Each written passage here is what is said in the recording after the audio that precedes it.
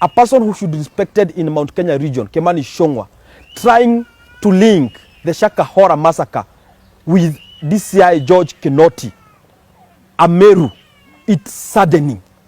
We expect people like Ichungwah to fully support that the investigations be done conclusively by one interior CS Kindiki, so that Kenyans can know exactly what happened.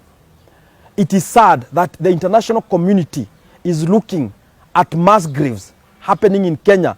People who died believing in a religion, a Mackenzie person who brainwashed people. And we have person Ichungwah trying to brainwash our people and diverting attention that we should not look at the real issue of religion brainwash, and we look it as the government. It was sponsored by the former regime, Uhuru Muigai Kenyatta. And we want to ask Ichungwah, what interest do you have with former President Uhuru Muigai Kenyatta? Ni nini yako alichukua? Because every time and then, even things that does not relate to him, that have been done by your regime, you are trying to connect President Uhuru Muigai Kenyatta.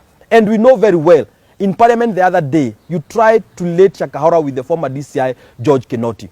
And we are telling Ichungwah, unachotafuta Mount Kenya, utapata. If you want to divide the Mount Kenya East and Mount Kenya West, and so be it. But you will go down the history that we had very stupid leadership led by you, Ichungwah, that led to one united Mount Kenya to become divisive.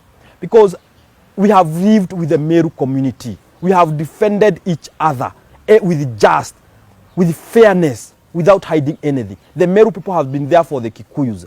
The Kikuyus have been there for our cousins, the Meru, the Embu. We have lived together all these years.